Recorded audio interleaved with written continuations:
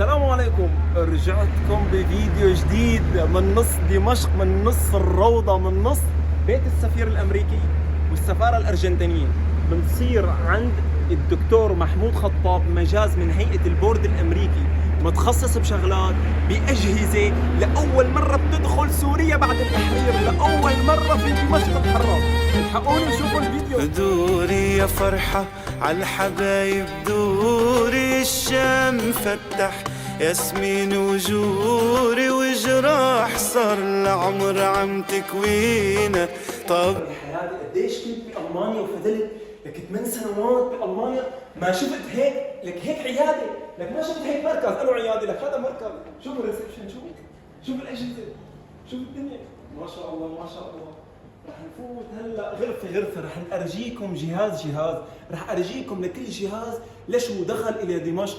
سوريا انت حرة، شعبك رح يصير يعمل عمليات تجميل ورح يعمل عدة شغلات. الدكتور هون محمود خطاب مختص بالجراحة البولية والأمراض الباطنية. لحقوني وشوفوا.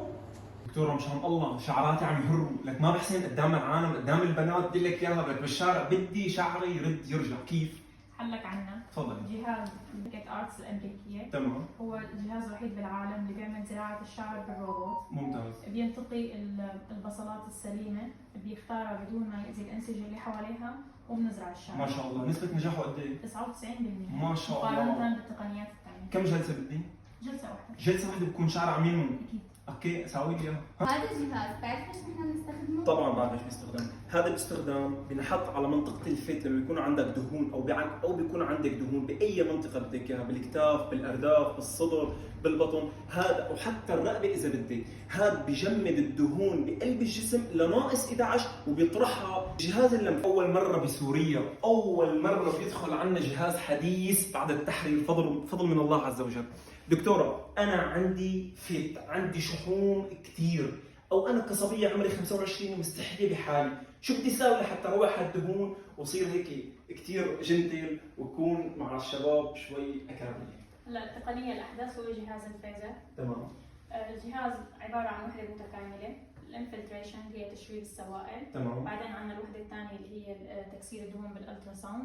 بعدين وحده السكشن اللي هو شفط 360 درجه. تمام. هدول الانابيب كم مره بتعبي منهم؟ هلا فينا نعبي ل5 لتر. 5 لتر. هدول هن 360 درجه عم تسحب. 360 درجه. يا الهي، كم جلسه بدي اعمل؟ غالبا جلسه واحده ما بنحتاج. جلسه واحده بيطلع غير زلمه. تطلع غير زلمه. يا الله، شو عم تستنوا؟ شو عم تستنوا من هالمركز هذا؟ هذا الجهاز الامريكي مثل ما حطيت وشك هون او وشك بيعطيك يا عمر الجلد تبعك، بيعالج لك اي ثقب، اي ممكن شيء انت بتتضايقي منه من الجلد تبعك او الجلد تبعه. فما له غير هذا الجهاز ليكون دقيق معه على جهاز الكمبيوتر. للاعبين الرياضه من النساء والرجال، انا بدي اطلع عند مني 6 باك، 6 جلسات، كل جلسه عباره عن 10,000 ضغط معده. ما بعمل هيك بالجلسه الواحده بيطلعوا لك 6 باك هون. وللنساء حابين نعمل ارداف، حابين نظبط البايسبس، الكتاف، اي شيء بخص بالعضل، ما غير هذا الجهاز.